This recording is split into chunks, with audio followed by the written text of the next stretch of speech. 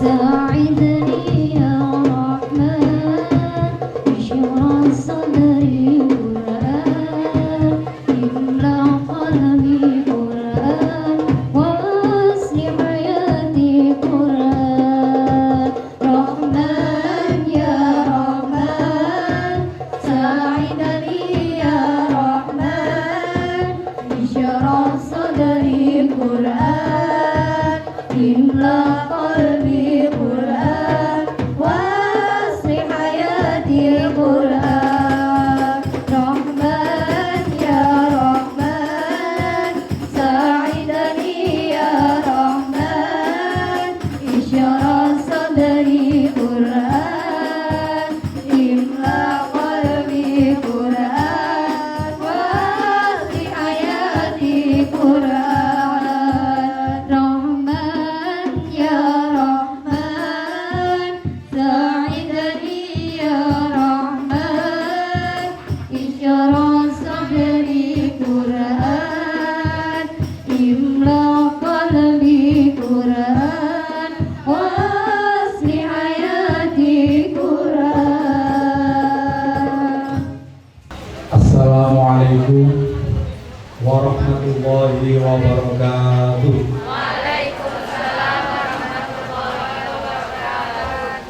Bismillahirrahmanirrahim. Alhamdulillahi rabbil alamin. Wa bihi nasta'inu ala umuri dunya waddin. Wassalatu wassalamu ala habibina wa syafi'ina wa qurrati a'yunina Sayyidina wa maulana Muhammadin wa ala alihi wa sahbihi wa man tabi'ahum bi ihsan ila yaumiddin. Subhanaka la ilma lana illa ma 'allamtana innaka antal alimul hakim. Rabbi shrah li sadri wa yassir li amri wahlul 'uqdatam min lisani yafqahu qawli. Amma ba'd.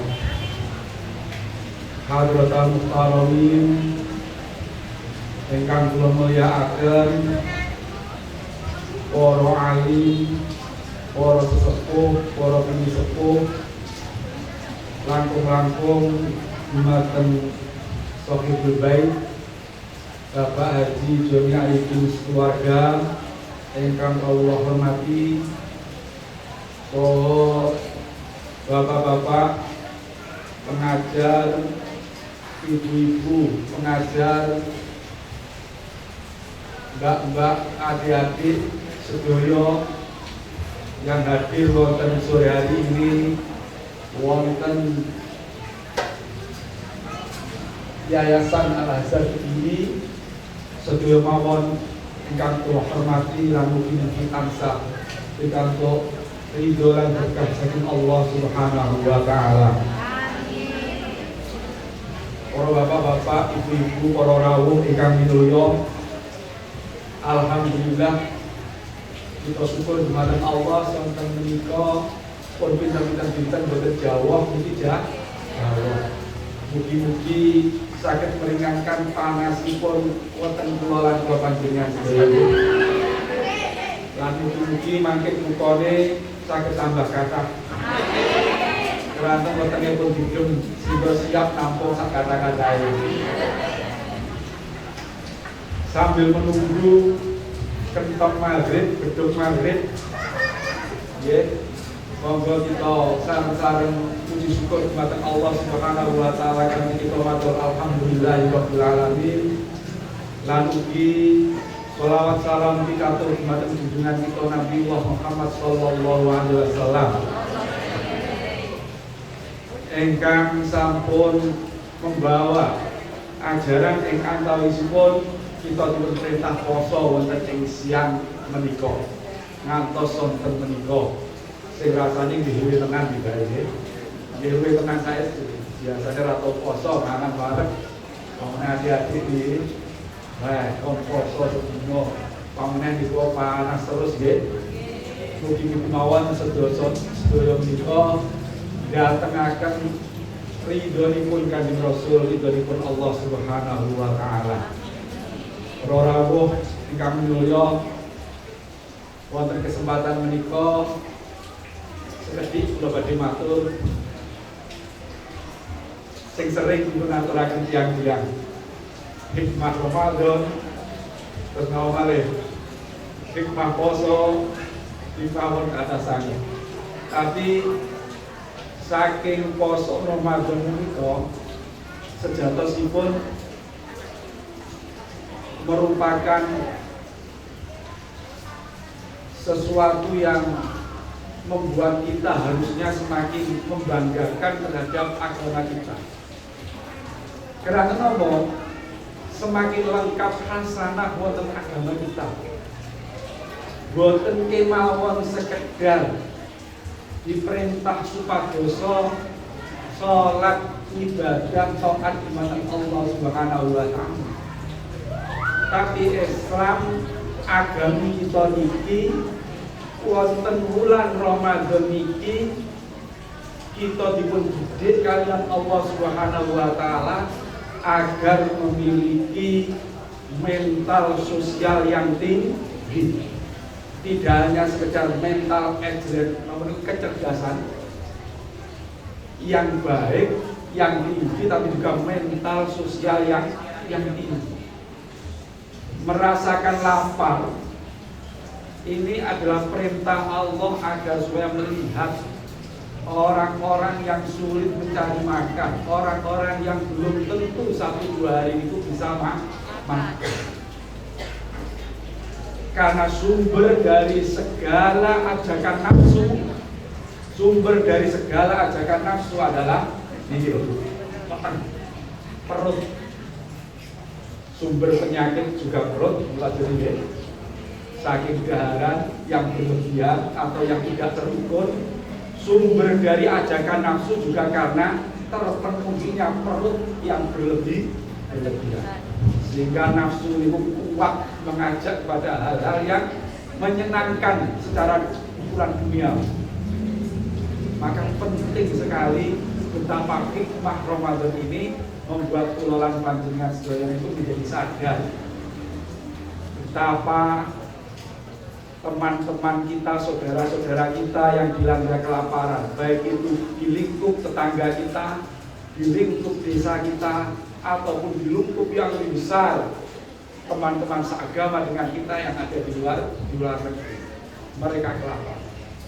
Makanya Ramadan ini dinyatakan oleh Allah sebagai afdhalus syuhur, bulan yang paling mulia, karena di sini ditempa secara batiniah, ditempa secara fisik, ditempa secara emosional kita agar menjadi orang yang lebih baik, orang yang lebih bisa mengontrol segala ngomong itu jenenge ajakan, segala persoalan itu bisa dikontrol dengan lebih bijaksana. Karena merasakan apa?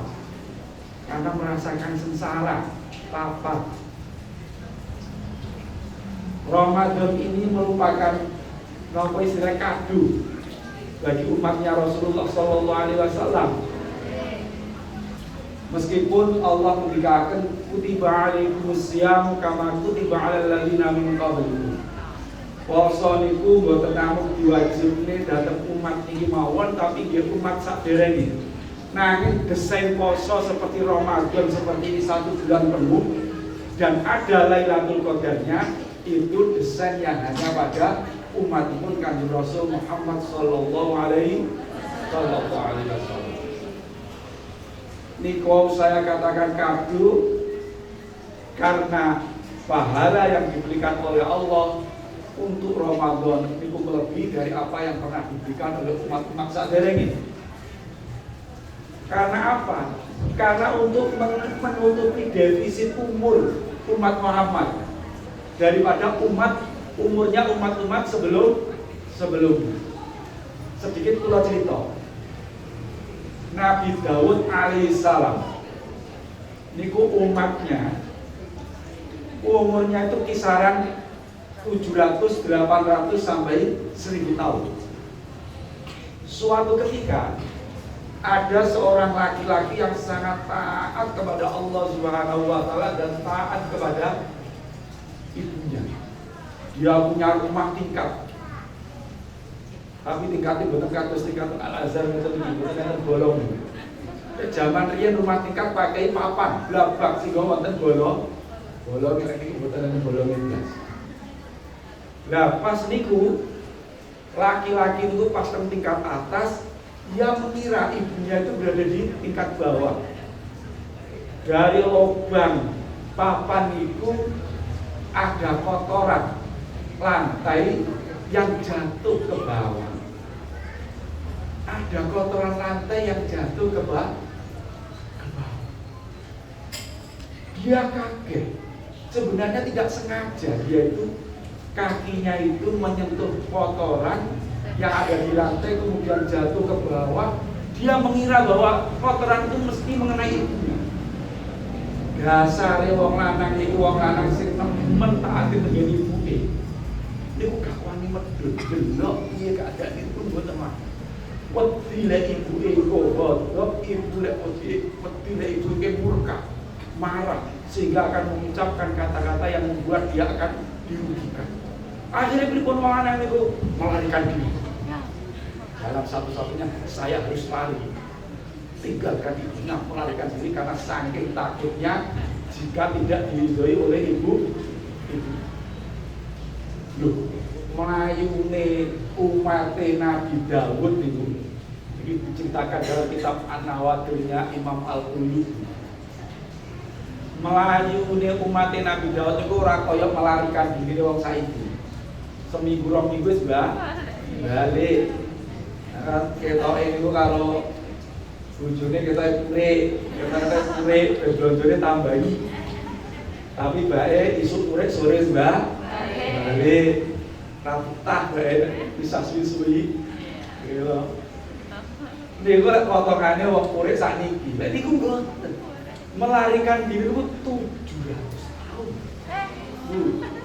Hebat toh. Itu disebutkan kitab ini. Umat Nabi Daud itu akhirnya melarikan diri di atas gunung ibadah tok tenggene Gusti Allah, penjaluke namun apa? Ya Allah, Kula nyuwun panjenengan ngridhoni kula, mengampuni dosa-dosa kula teng ibu kula. Kula nyuwun mugi-mugi ibu kula ridho dhateng kula merga kula pun nyakiti hati ibu kula merga kula tibani kotoran saking loteng. 700 tahun iku munajat nang Gusti Allah sing disuwun namung niki. Sing disuwun namung niki. Panjenengan kalih. Lah niku lek dibandingne karo umat Kanjeng Rasul Muhammad sallallahu alaihi wasallam, niku defisit pirang atus tahun. Umure. Defisit pirang atus tahun niku. Lho wong niku dihitung sebagai uang. Niku mulai balik. Baliknya rata-rata katakanlah umur 10 tahun. Umure menungso rata-rata 70 tahun umat Kanjeng Nabi. 70 disudah 10 karek suwi. Umur sak dhuwure umur swidak niku ya wis wis payah kakalan potong maneh 10 tahun karek pinten 70 tahun karek 50 tahun 50 tahun kira-kira gres-grese uripe umat Kanjeng Nabi niku 50 tahun tok-tok niku 50 tahun lah niku 700 tahun tok niku ibadah 700 tahun niku ibadah tok 700 tahun ibadah itu. Akhirnya Gusti Allah itu gosong ibadah 700 tahun itu lho Gusti Allah lagi ngandhapaken wahyu. Dateng Nabi Daud supaya marani wong sing ibadah 700 tahun iki memberi kabar bahwa Allah telah meridhoinya dan orang tuanya juga telah meninggal dan juga telah meridhoinya dan diberitahu oleh Allah melalui Nabi Daud. Sebenarnya ketika engkau di lantai atas, ibumu itu tidak ada di lantai bawah, sehingga kotoran yang jatuh yang menurutmu itu mengenai ibumu itu tidak terjadi. Ngoten mawon wahyune ngenteni 700 tahun. Masya Allah. Diterima ridhone ngenteni 700 tahun. Abot dadi umat biyen niku nggih. Awake dhewe aja sampai 500 tahun. 100 tahun niku lho pun 1001 teng desa mriki enten nggih. Sing kira-kira yuswa 200 gejol niku pun angel pol kan. Masya Allah. Monggo mboten heran. Umat Nabi Nuh alaihissalam itu nanti disitani kali Nabi Nuh. Besok ning akhir zaman, Nabi terakhir, kuwi umat rata-rata umure 9 tahun. Nah niku enten masyarakate umat Nabi Nuh sing nyeletuk, lho Kanjeng Nabi 9 tahun kuwi lek padha karo suwene aku sujud tok. Aku sujud salat iku 9 tahun. Jadi enten umat Nabi Nuh sing sujude niku suwene 9 tahun. 9 tahun. Mergo umure 1000 tahun. Jadi niku sujude tok umat Nabi Nuh niku lek sing ahli ibadah niku sujude 9 tahun. Panjenengan sujude pinten dulu. Pinten detik to pinten menit? Salat tarawih. Pinten? Bus patas via tol atau patas via jalan bawah. Fatihah sampai gak krungu nih. Lihat itu sujud cap opo niku. Lah niku sujude tok 3 tahun ngono oleh wahyu perintah diridhoni Allah nunggu 700 tahun. Awake dhewe niku lho umure 70 tahun orang sampai tarawih wis patas. Kok imam kok sujude rada suwiti.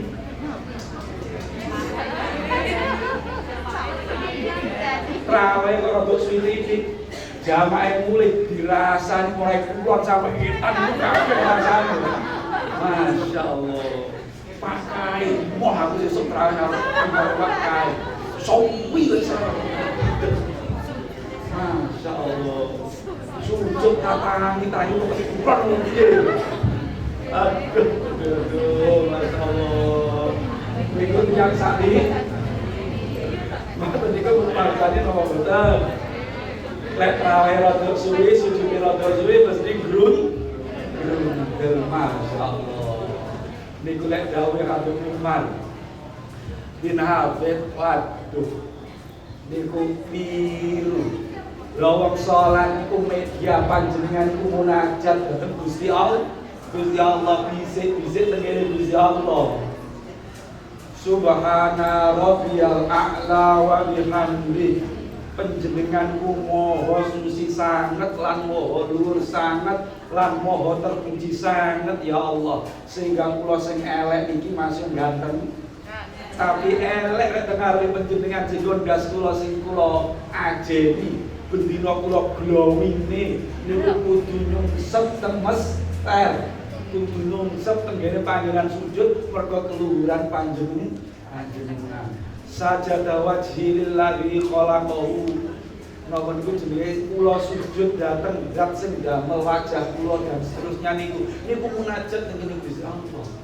Lah sakniki kula niku media kula lan panjenengan sedaya niku kesempatan kula matur teng Gusti Allah. Nalika terutama nalika sujud. Lha sakniki niku mboten. Sholat itu malah ajan tinggi ngiling-ngiling sembarang barang. Kabeh barang sing asale gak eling basa Allahu Akbar. Dengan kae. Wah niku lawe kono kae. Ngombene oke es tungtung nopo es joger apa es degan. Kowe pilih kabeh. Dunyane niku eling kabeh. Kuncine kesingsan itu sampai ketemu gara-gara iso. Lho, niku kados pundi kok salate ngoten niku. Kados pundi kok salate kados ngoten. Dawuhe niku laisal insani min sholatihi illa ma'aqal. Yang bisa diperoleh oleh setiap orang di dalam sholatnya adalah apa yang dia angankan, apa yang dia hadirkan dalam hatinya di saat sholat, itulah yang akan didapatkan. Nek sing dihadirkan itu Gusti Allah, sing paling ning Gusti Allah nggih ganjaran, barokah, rahmat. Tapi nek sing dieling-eling liyane Gusti Allah nggih boten gagang, boten asal napa-napa. Pun berarti ten poso malih nggih. Poso itu mengajari kita, mengajari kula lan panjenengan sedaya supaya memiliki napa niku jenenge rasa empati yang tinggi pada orang lain. Agama Islam itu mengajarkan sedatose nggih sangat kuat sekali ajarannya untuk berempati. Ikut serta mengguyur terhadap kesulitan terutama tetangga-tetangganya ataupun orang-orang yang terjangkau yang bisa membantunya. Saestu kula contoh nih, Abdullah bin Salam, penduduk asli Madinah. Nalika Nabi Muhammad sallallahu alaihi wasallam rawuh ke Madinah pertama kali, di sana disambut dengan sukaria. Nomor qala al-badru alaina bin saniyatil wada, telah muncul bulan purnama kepada kita dari lereng gunung. Semua masyarakat Madinah itu datang menyambut beliau. Khotimah Rasulullah sallallahu alaihi wasallam, khotimah Rasulullah sallallahu alaihi wasallam, semua bergembira. Hingga akhirnya Abdullah bin Salam itu juga ikut-ikut menyambut Nabi. Dia ingin tahu seperti apa muka Nabi sallallahu alaihi wasallam. Dia adalah orang yang sangat nopo itu jenenge tajam sekali penglihatannya. Sekali lihat wajahnya dia akan tahu ini orang jujur atau pembohong. Gitu? Tidak harus dilihat dari glowingnya loh ya, dari rutinnya ke salon gitu. Tapi matanya itu tembus ke batinnya orang yang dilihat. Meskipun banyak pukulnya, tapi kalau hatinya baik, gitu, dia bisa menilai bahwa itu orang yang baik daripada rajin ke salon, tapi sukanya itu nongkrong, nggak pernah terawih, tapi nongkrong ke mall. Bukan itu ngoten. Begitu Kanjeng Nabi niku rawuh, Abdullah bin Salam ningali Kanjeng Nabi, masya Allah takjub, ya langsung luluh hatinya. Orang yang seindah ini wajahnya, semulia ini budi pekertinya, takkan pernah dia menjadi orang yang pembohong.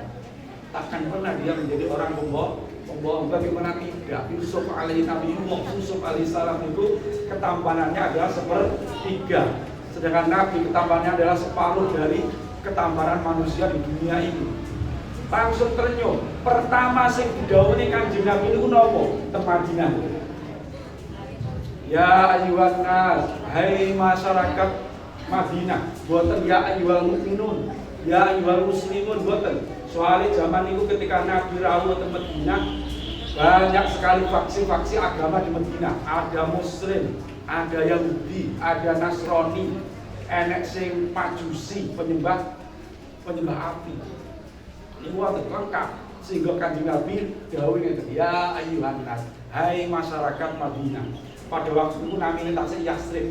Hai masyarakat Yasrib. Pertama sing duwe iki pesen sing pertama aku neng Madinah. Afsyus salam. Tebarkan kedamaian.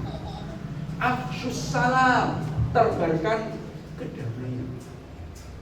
Jadi perintah Kanjeng Nabi itu dengan kemajukan penduduk Madinah saat itu, yang diperintahkan Nabi adalah membawa, menyebarkan misi kedamaian di bumi Madinah. Afsus salam, perintah kata perintah amat tegas, sebarkan kedamaian. Wa'at ta'am, nomor loro nomor urusan weteng. Urusan weteng yo mana luwe tenan kok gak mangan. At-imu ta'am. Berbagilah maka makan.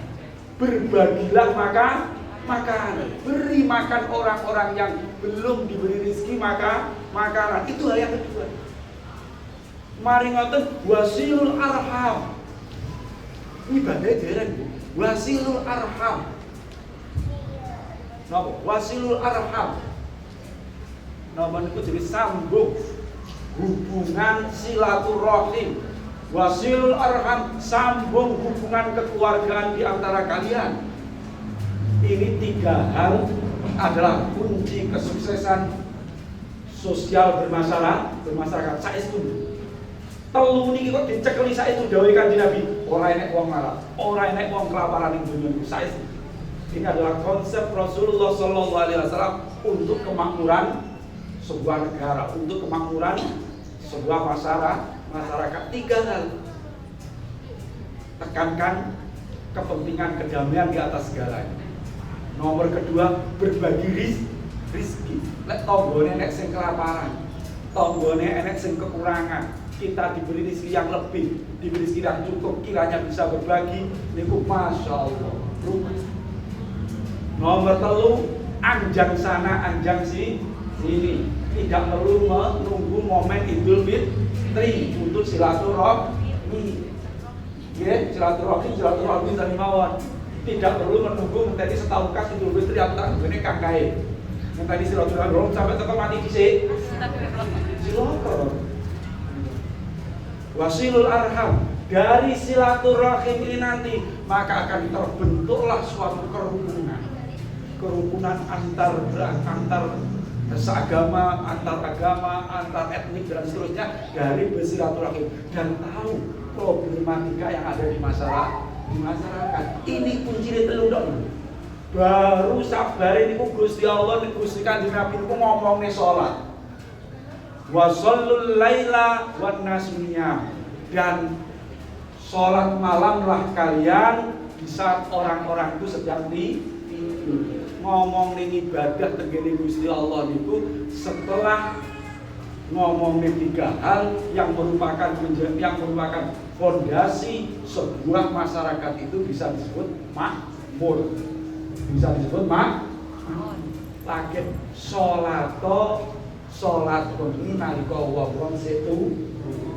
Lek iki kabeh kok lakoni tadkhulul jannata bidaris salam. Tadkhulul jannata bisalam. Tadkhulu jannata bisalam. Kau akan masuk surga dengan damai, aman, sentosa.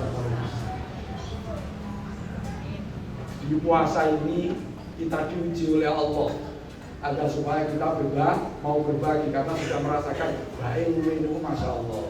Iku mek bersedino toh padahal tur enek arep-arep karo Pak Grek kuwi enek sate, enek ayam panggang, enek Kentucky, enek sak kendil kola, enek sak wakul sego kaya buntal kabeh nggih to.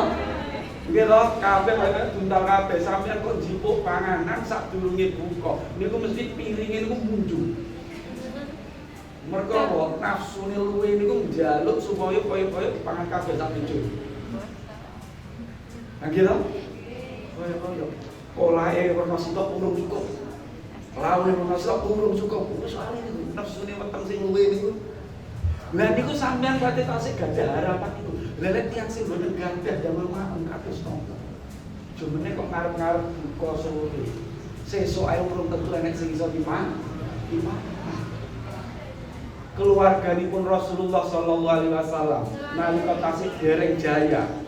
Kanjeng Nabi itu jaya, mengalami kejayaan secara ekonomi, yaitu setelah banyak sekali membuka negara ketika setelah beliau sukses di Madinah. Sebelumnya tidak makan 3 hari itu hari biasa. Perlu Kanjeng Nabi supaya kuat, dia melakukan ini ibadah itu dipunjangkeli Kanjeng Nabi mboten nate ndonga ya Allah Gusti kula panjenengan paring panganan. Isin bener. Sing didungane namung umat masyarakat.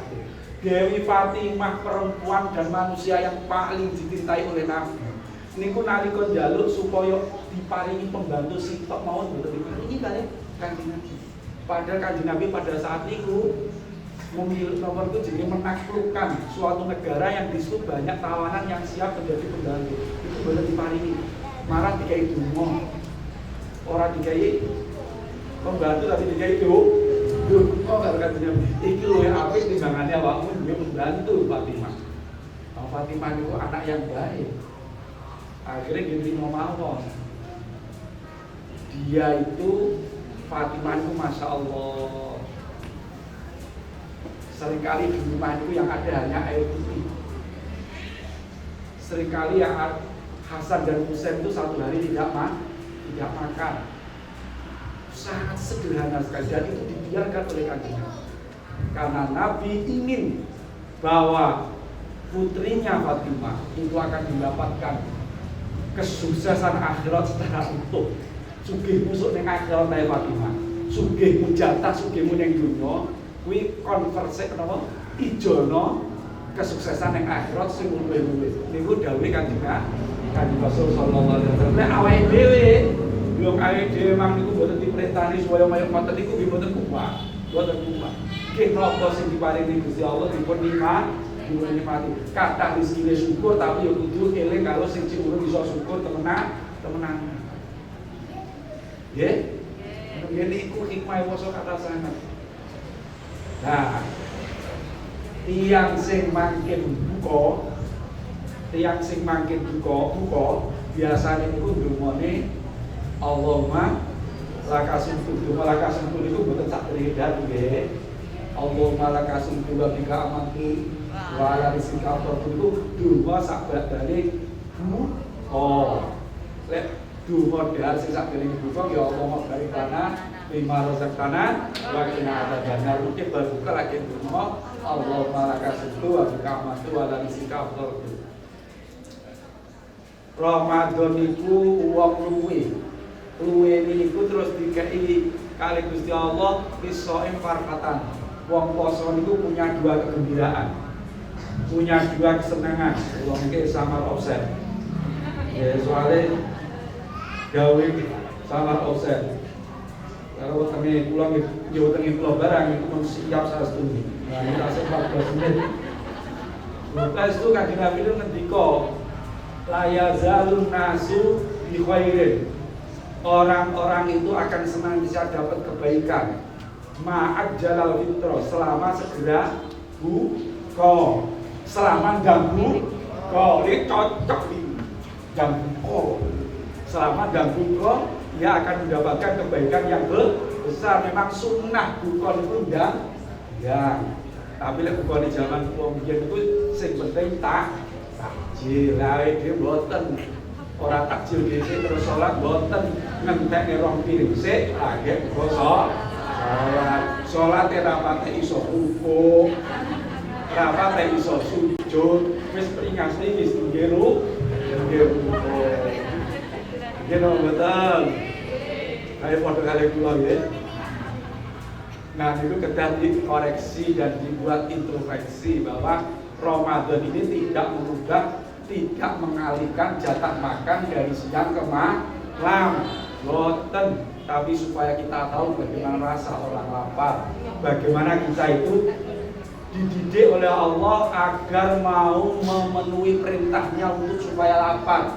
Lapar niku abot, dan itu perintah sing abot. Sapa wong sing gelem nglakoni perintah abot niku luar biasa nggih kegembiraan sing diparingi kali Allah. Wong poso niku minimal diparingi kebahagiaan kalih. Farhatan bahagia ketika berbuka puasa. Mungkin panjenengan ningali mawon nggih. Enten sing mengut boten ngantuk kok. Enten sing mengut napa mboten dipaduka. Weh kudu kabeh sama paling gratis nggih. Napa paling pun siap nih kalian. Ya asal nggih. Penting guyu kae nek kula boten nate turu. Wong kok buka wis siap maafin umrah wis dino karek mangan ora mungkin mboten. Gusti Allah makane dawuh wong sak donya sing buka kuwi berbahagia. Niku bagian dari rahmati Gusti Allah. Gusti Allah mari menawa farhatun fil akhirat, kebahagiaan teng akhirat. Terakhir sing didhawuhi Kanjeng Rasul sallallahu alaihi wasallam, asyamu wal qur'anu yasfa'an. Poso kali Al-Qur'an niku benjing nyafaati. Lek nyafaati niku ekstrim. Lek nyafaati poso Qur'an niku ekstrim. Nalika menungso niku pun dicabut nyawane. Diulesi, diadusi, diulesi manut, digotong yo manut, cemplung ning kuburan dhewe yo manut, dikubur. Giliran malaikat mungkar nakir datang. Orang yang amalnya cepat, orang yang amalnya pas-pasan takkan pernah mendapatkan perlakuan ramah dari mungkar nakir. Pasti dia akan penampilannya menyeramkan, menakutkan. Diceritakan tentang kisah niku. Ketika ternyata dia tidak bisa menjawab pertanyaannya mungkar nakir, siap sing jenenge godo. Godo niku gedine. Mboten sak panjenengan bayang nek kira septi ning jero kuburan apa ora sak bayang niku kuwi. Wong lek wis mlebu teng kuburan alame niku pun beda. Lho wong godo niku kira-kira wong sak donya niku ngangkat mboten kuat. Sak donya ngangkat godone malaikat mungkar nakir mboten kuat. Coba bayang lho terus kuburan cilike sakmono kaya sedeng mlebune godone malaikat mungkar nakir. Godone sakmono gedhe kok arepe di jemne tenggene mayit niku. Wih, enten sing gandoli. Sinten sing gandoli didhawuhne Kanjeng Nabi. Poso niku matur tengene Gusti Allah, ya Rabbi manak tahu ta'am fil nahar fasafitni fihi. Ya Allah, panjenengan perintah dhateng tiyang niku supaya luwe poso nalika awan. Lah kula sang poso niku panjenengan intine nyafaati dhateng tiyang kala. Quran ki ngoten niku. Ya Rabbi manak tahu annau fil lail fasafitni fihi. Gusti panjenengan nglarang tiyang niku wau tilem dalu kranten deres kula, deres Al-Qur'an. Lek ngoten saniki panjenengan indine kula maringi syafaat dhateng tiyang kala wau. Akhire fayusafan kali Gusti Allah ditampi proposal syafaatipun ditampi kalian Allah Subhanahu wa taala. Lek nulungi ngoten niku langsung medhut godhone malaikat mungkar nakir itu cepet. Digodhok niku diamping-ampingi kali poso sing diwujudne kalian Gusti Allah wujud menungso.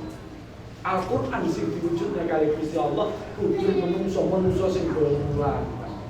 Lek patra jenazah niku jaler menungso sing ayu gak perlu teng salon pun ayu niku lek estri itu kali panjenengan sedaya ora bakal ketok glowing nek mboten teng salon gak ketok menik apa nek oh niku poso Lho poso niku mboten niku tok kathah sanget lek fatrah estu poso niku benar-benar dihayati. Poso niku kudu dihayati makna dari puasa. Ketika bener-bener pas duduk-duduk panas niku wetenge krucuk. Masya Allah, dinikmati, cara dinikmati ya Allah Gusti. Kados ngenten raos yang luwe sing adoh saka panganan. Lek teng donya mawon luwinipun kados ngenten, kados pundi luwe teng neraka, kados pundi luwe teng akhirat. Ya Allah, mergo pengorbanan kula rasane krucuk-krucuk bedhug niki, mugi-mugi benjing teng akhirat boten luwe, boten panas, boten niku menghayati poso, menghayati kelapa. Di antarane ngoten niku mumpun ngantos termasuk video dipun dawaken Kanjeng Rasul, kam min shaimin wa laisa min siyamihi ilal ju' wal 'athas. Banyak orang yang berpuasa tapi yang diperolehnya hanya rasa lapar dan rugi saestu. Makane wis kangelan ora oleh apa-apa. Pol begini, makanya kangelan ini dinikmati dengan cara dihayati. Nilai-nilai luhur yang tertanam di dalam rasa lapar saat berpuasa itu saestu. Supaya kita bisa berbagi dengan orang lain. Masya Allah, berbagi dengan orang lain itu menggembirakan orang lain itu. Dan menurut saya setelah nomor itu jenis asik nemenin. Lo minum sabar buka gitu. Atas banyak sisi sing ganjaran itu diparingi kalian Gusti Allah di bulan puasa. Yang tertinggi nopo? Pahalane puasa sing tertinggi niku nopo? As-shaumu li wa ana ajzi. Poso itu ibadah sirri, sehingga pahalanya menjadi sirri ini Allah. Puasa itu ibadah yang rahasia. Tak seorang pun bisa tahu ia puasa apa tidak. Belum ibu ngerti penjenengan puasa itu ngerti. Sokoro udah jadi mesti tak sakit.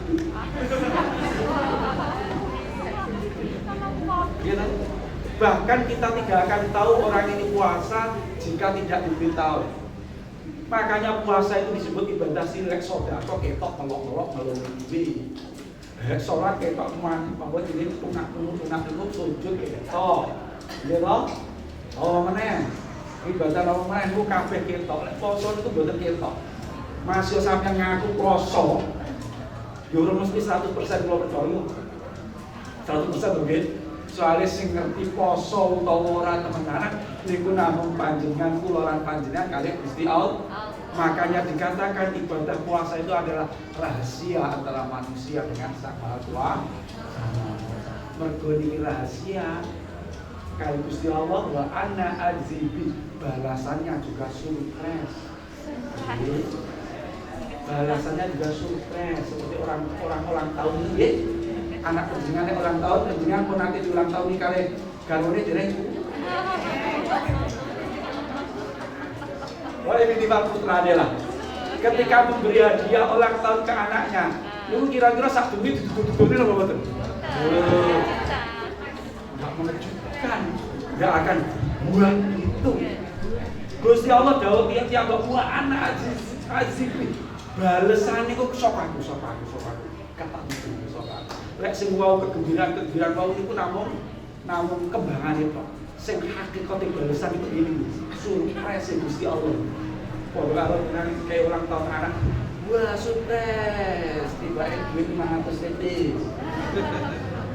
Nah, permen putahan. Tapi lek surprise Gusti Allah itu pasti membuat kita akan wah.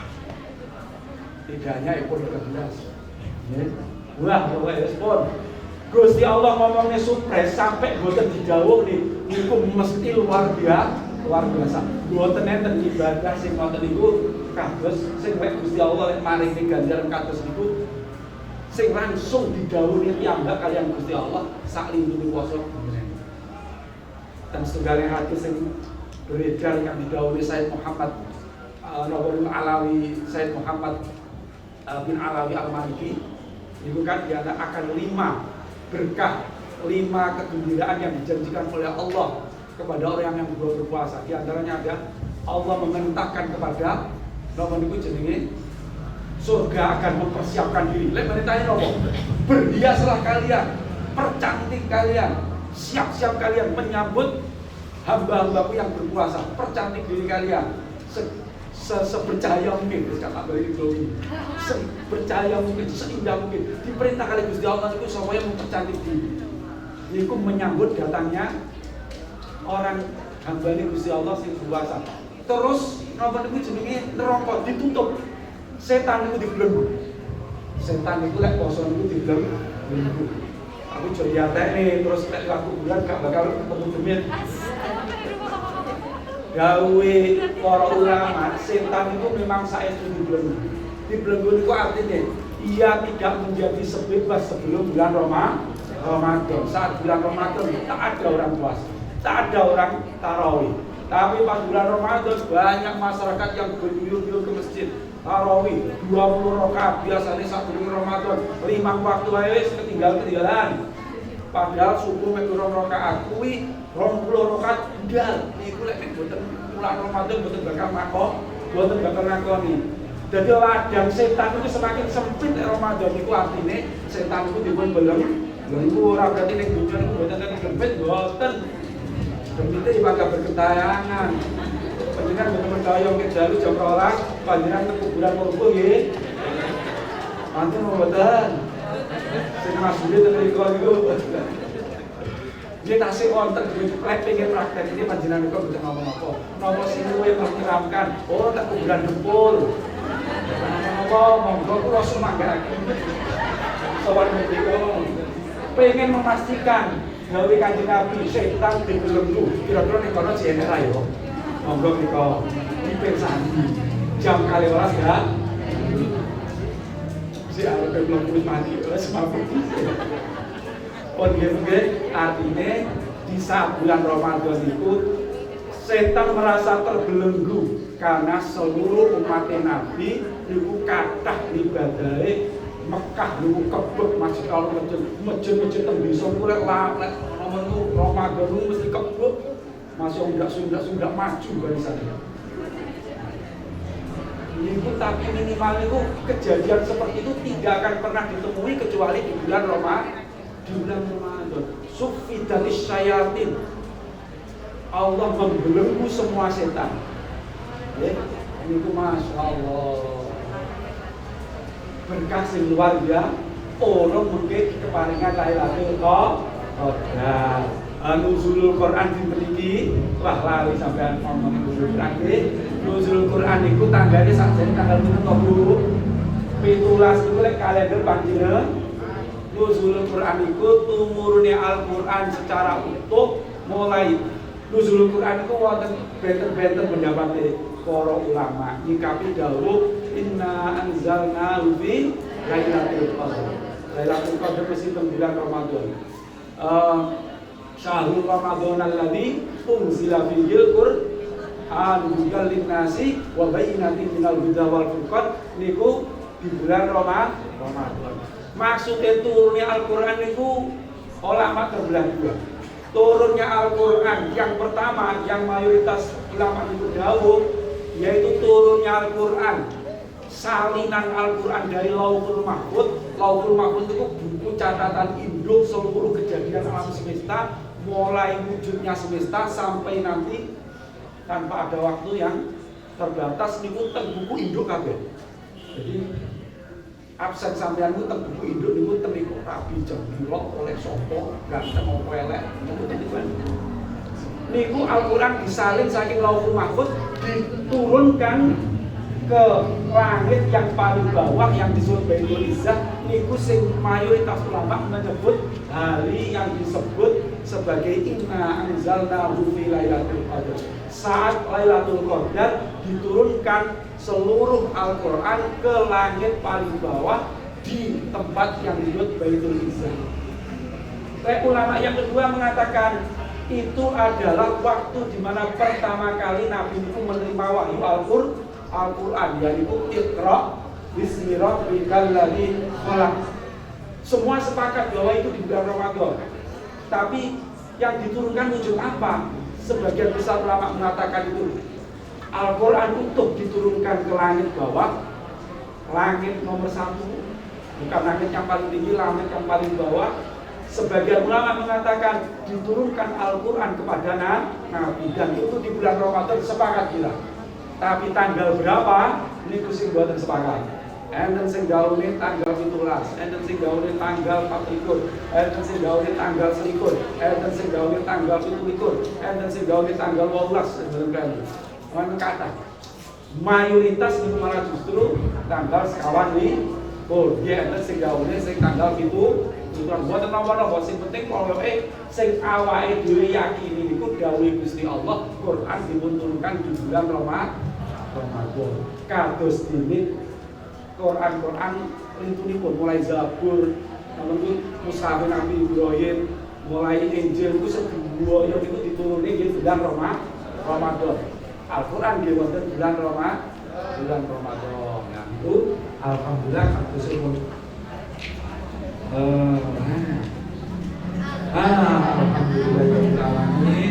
Oke, wonten mawon kilangan nyuwun ageng pamaten, nyuwun ageng pangapunten boten wonten Bapak Benyari keluarga.